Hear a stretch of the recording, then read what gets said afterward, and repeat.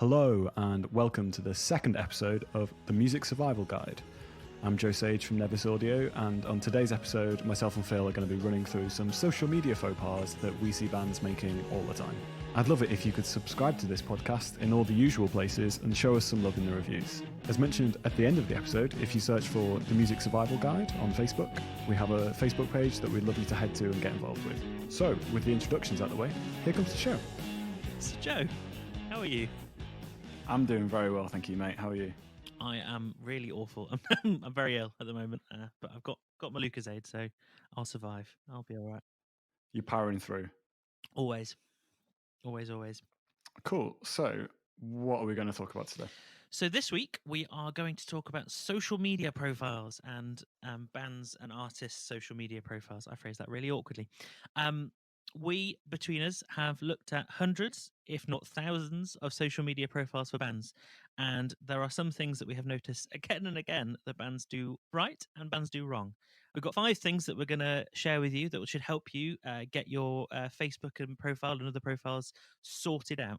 Yeah, totally. I couldn't agree more. I think there's loads of things that I think bands don't even realise they haven't done or haven't set up properly. So I think going through a few foundational things will be really beneficial for some bands. So if we start with point 1 of 5, which is easily findable music. So I'm talking links to your music on, say, Facebook, you having an active YouTube page, having maybe a Bandcamp page that works, all these things. So it's really important when someone goes on your Facebook profile or maybe your Twitter profile that within a few clicks they can get access to your music. You could even extend that further, and I'd say if you can't get to their music within 2 clicks, I think people will click off pretty quickly. That's a challenge too. Yeah, I mean, what is it? Because No, okay, you're so right. say we've set up a band. Where would you put the links to the music? I would put them in 2 places. I would put a link in the about section. So it would say we're using Facebook. I would put a link in the about section. And there's plenty of opportunities to put links. Both there's sort of the area where you put your website links, but then there's also the area where you put an about section. You could put in a link in there.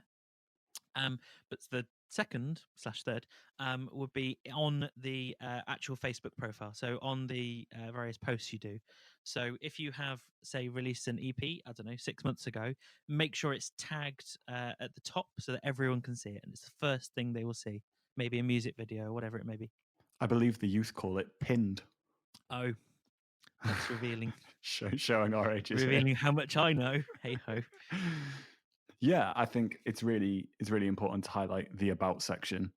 I can speak for myself and a lot of other people I know who are involved in the industry. When they want to look at a band, the first thing they'll head to is their about section. Yep. So I think if you've got an empty about section, there's nothing worse. Ooh, yeah. I think you've it goes with that principle of if you put a Spotify link in your about section, you're 2 clicks away at that point. Yeah. Which is really useful.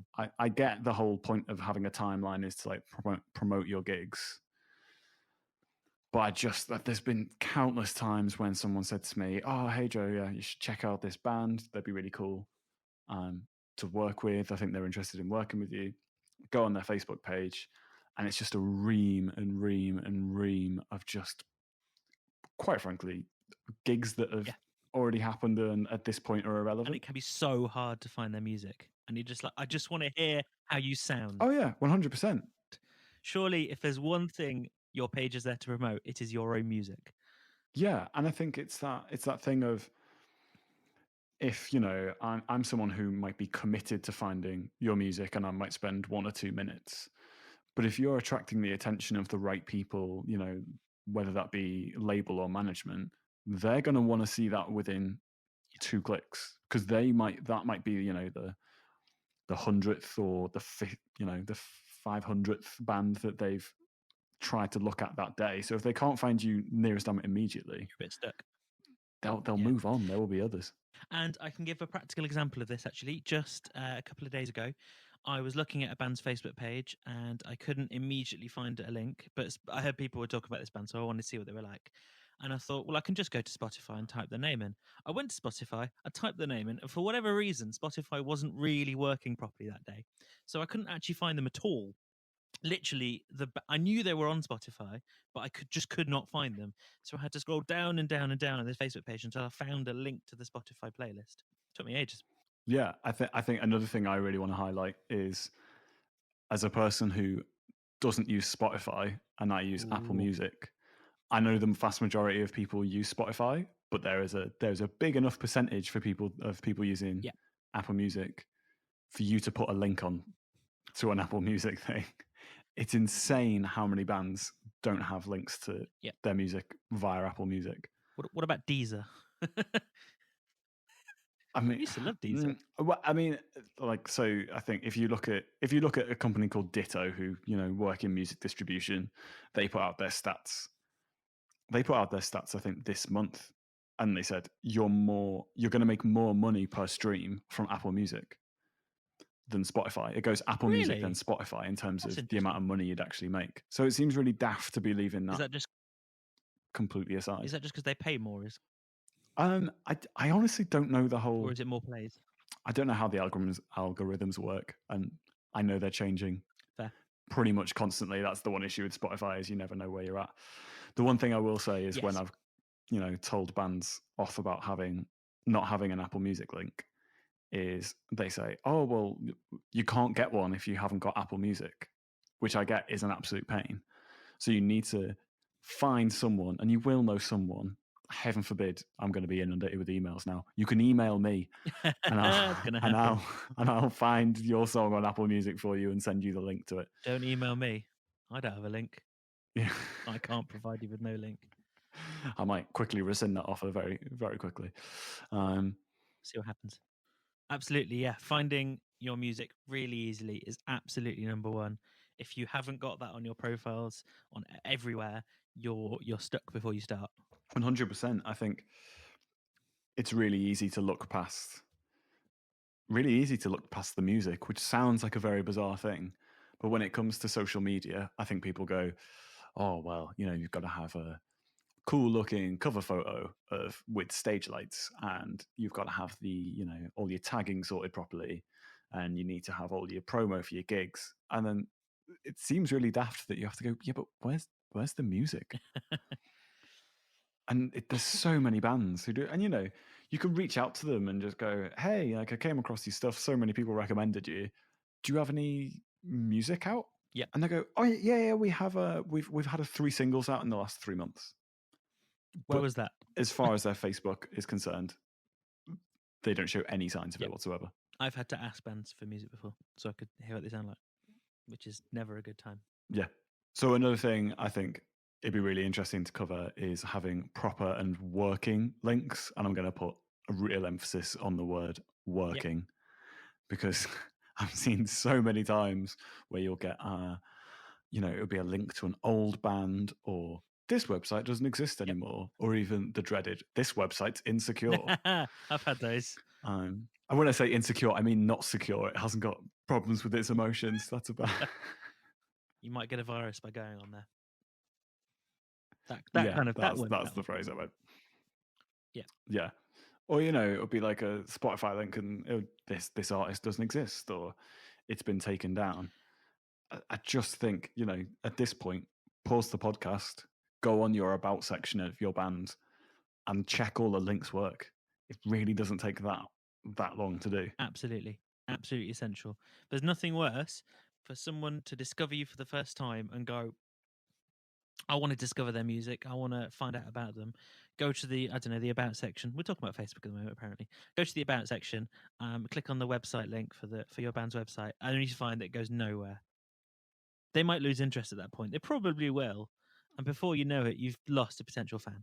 Well, it goes even further beyond fan. It could be Indeed a promoter. It could be a producer. I mean, I don't know about your workflow, but when I get referrals from a band that I'm working with, and they say, hey, you should check out so and so, and I go and check them out, and if they haven't got working links on their Facebook, my first initial thought, rightly or wrongly, is, what are they going to be like to work with if they can't even get their links working on Facebook? it screams, I don't take this seriously. Yeah, Unfortunately, 100%. I wish I could say something nicer than that, but it just says I don't take my music seriously. Yeah, it's something that ultimately takes 2 minutes to sort. If it doesn't work, delete it.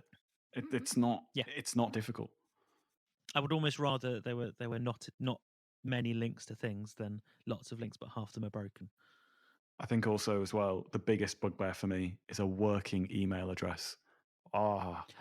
The amount of times where you write an email and it goes, this email does no longer work, or this email's bounced, or something as frustrating as that. Interesting. That's only happened to me a few times. Yeah. Well, all that has to happen is once, and it's the most frustrating True. feeling in the world. Very, very true. Or never mind a bounced email. Make sure it's a current email that you check. Yes. Like don't put like, you know, dip 123 and it's the one you used That sounds for your like, ASOS order 8 years ago. that's an amazing email address. I feel really bad because I actually know the person with the email address. That's a real person. You can't put that on the podcast. Poor person. Well, no, I've omitted part of the email address, so it's fine. Okay, but there might be someone in the world with dip 123. What if there is a person with the email dip 123, and Then they're gonna hate should us. we email them? It's a risk I'm willing to take if they've got the email. I might send them an email. Ask if they're in a band and they've got all working links. Do you know what? I think the person who that actually does belong to is in a band. Amazing. I'm gonna have to email them now. But they do. But the band isn't called.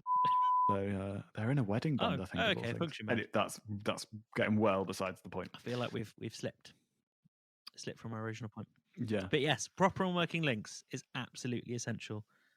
Your page will suck without them, frankly. On Instagram, getting proper working links can be really hard because you only have one link that you can use, and what that is absolutely essential. And I see bands using all sorts of links, but one that I use actually is a website called Linktree. So it's linktr.ee is the website, which is a bit awkward, and you can create a free page, and it's so you put one link on your Instagram page, and then it links to a very actually quite a bland looking page, and you can put on as many links there as you want. So it's just that simple kind of multiplication where you get one link, but you get all the things that you want to direct people to. See, that's news to me. I need to do that. You should totally use it. Yeah. There is a paid version where you can get a bit more kind of design into it, but it's just a page to link to other websites. I don't need design. I do music bits. I don't do the visuals. Well. So another thing that we've seen on bands' pages is you need regular and consistent social media output. Cannot emphasize this one enough. If you go on a band's page and you see no posts since, I don't know, 6 months ago, are they still active? Are they around? Does this band even exist? Who knows? And there's often really quite good reasons. Like bands might genuinely go on a break. Sometimes they do, but they might be writing or they might be doing something else like that.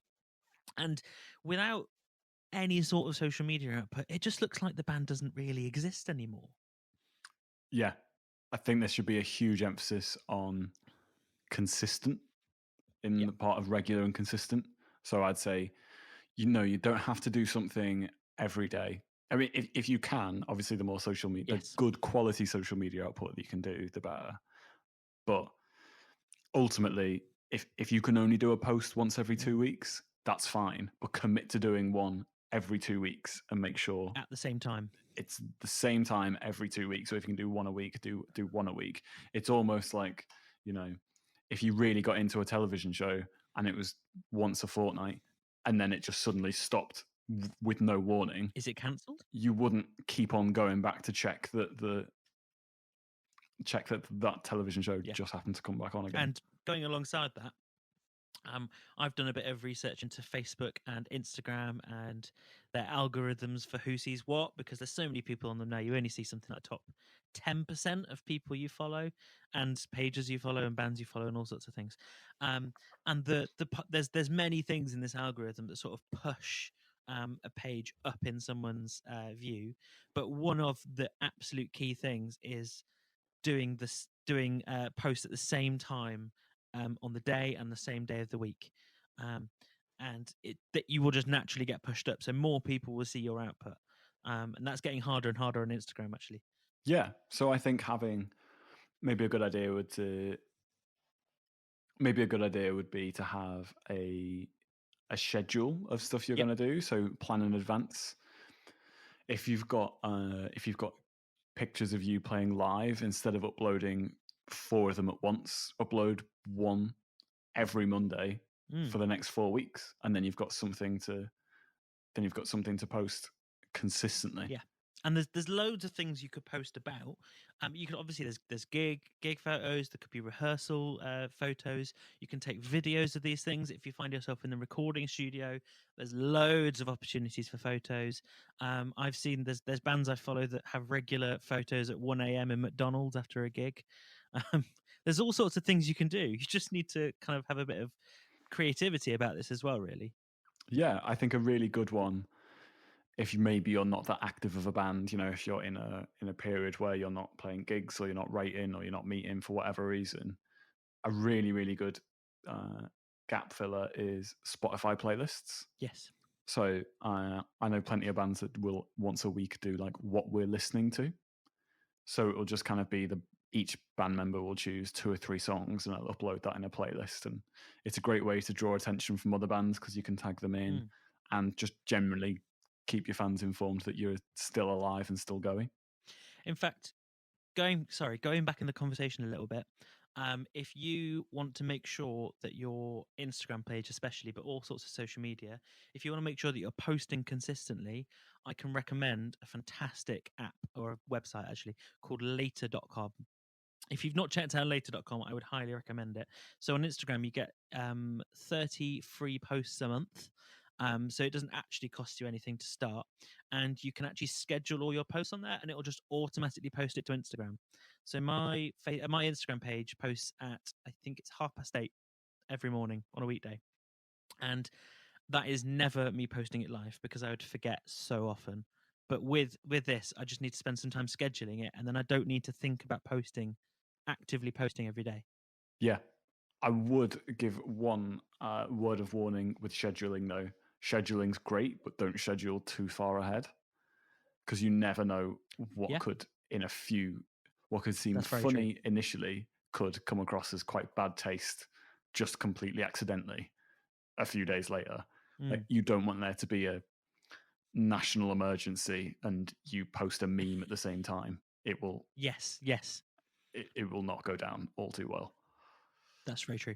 And also, don't let that stop you posting ad hoc. If you see something amazing that you go, for whatever reason, I really want to post about this, then just do it. It doesn't hurt. So carrying on from what I was talking about earlier with emails, is I think a really, really neglected area is email lists. Ooh. And I know people will be like, oh, but email's just like an old version of MySpace. It's rubbish. But I think the thing to consider is most people will have kept their same email address for years. Yes. Whereas, like, case in point, who remembers MySpace? I do. I remember Bebo as well. Old school. But what I'm saying is, do you check your MySpace anymore? I don't think my MySpace exists anymore. I think I actively deleted it. Oh, that's a good question. I should definitely go and try and do that. That's over 10 years ago, so I don't really remember. God, has it been 10 years?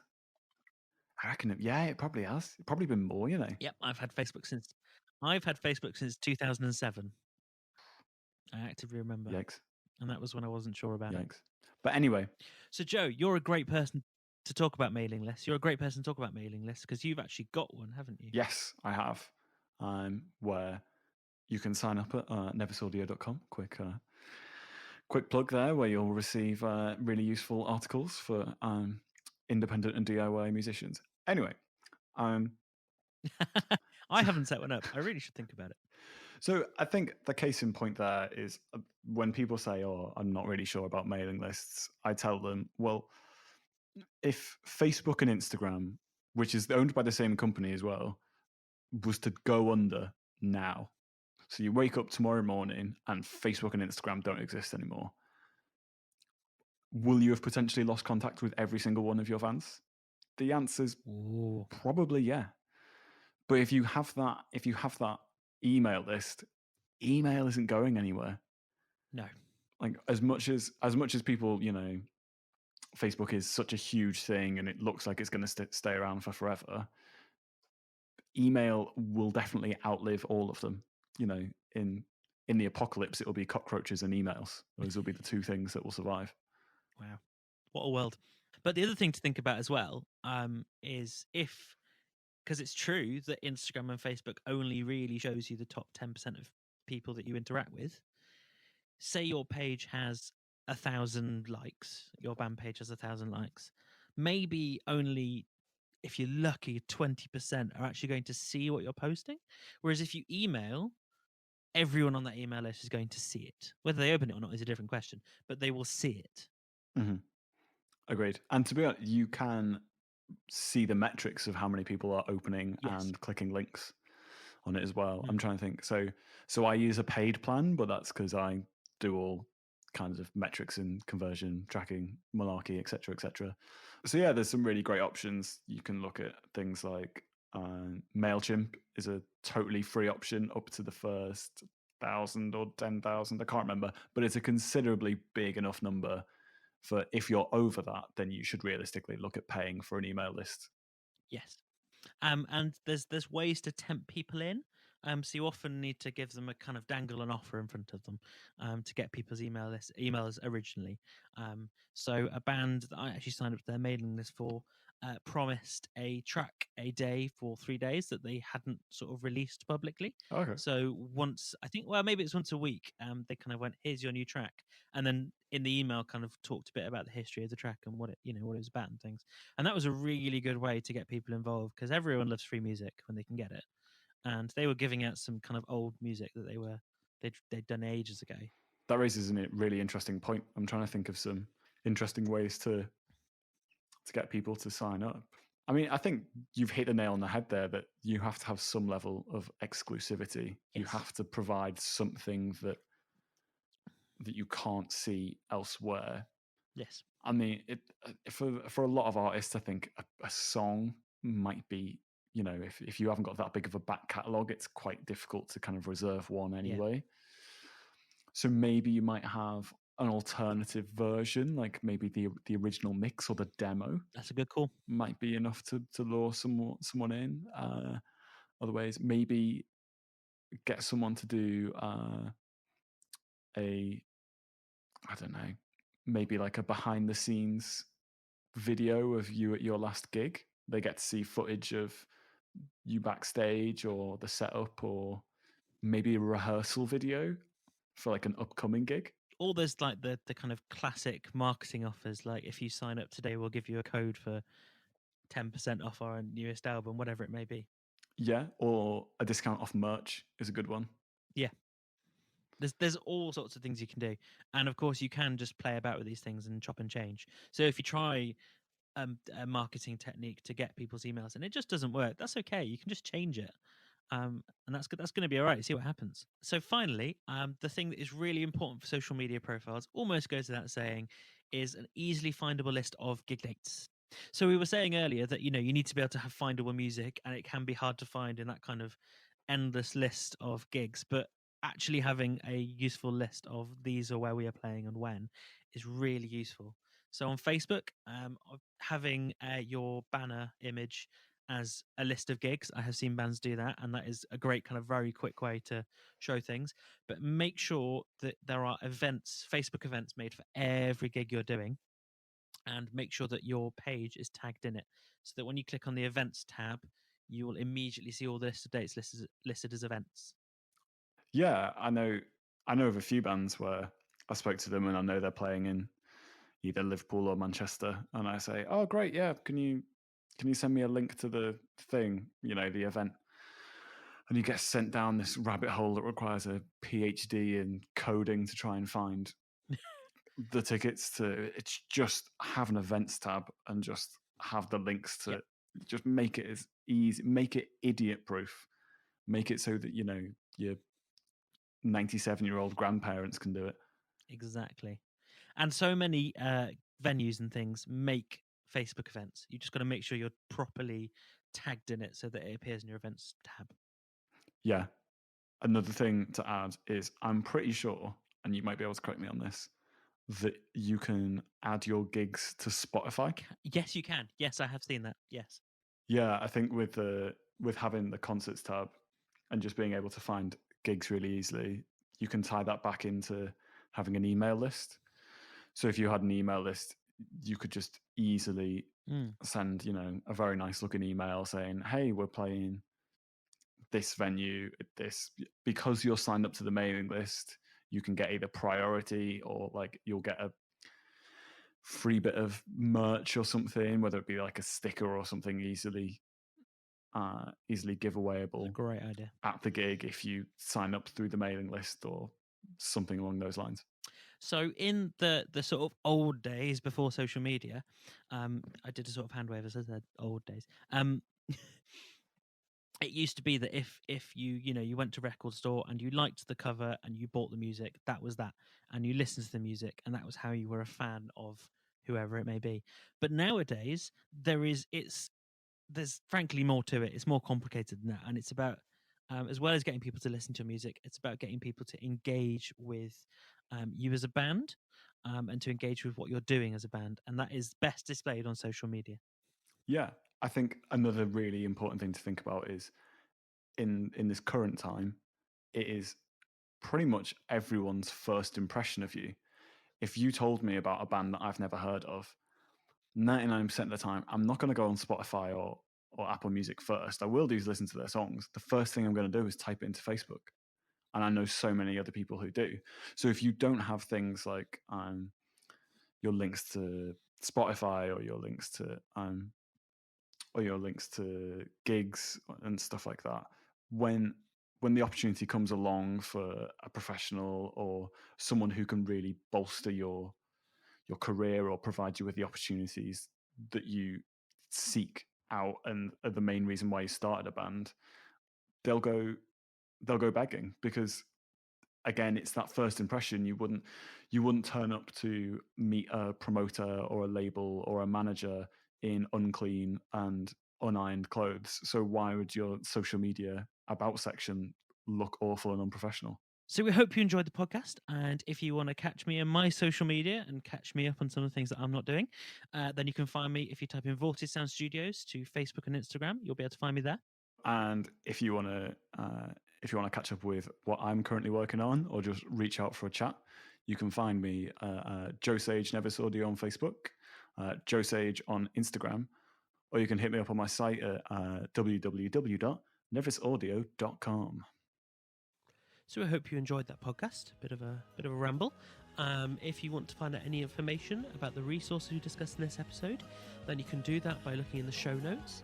If you want to get in contact with us, we have a Facebook group, which is the Music Survival Guide Podcast. Thanks for listening, and we'll see you next time. The Music Survival Guide is brought to you by Joe Sage at Nevis Audio and Vortis Sound Studios. And the music in this podcast is a song called Innovative Thinking by The Taboos.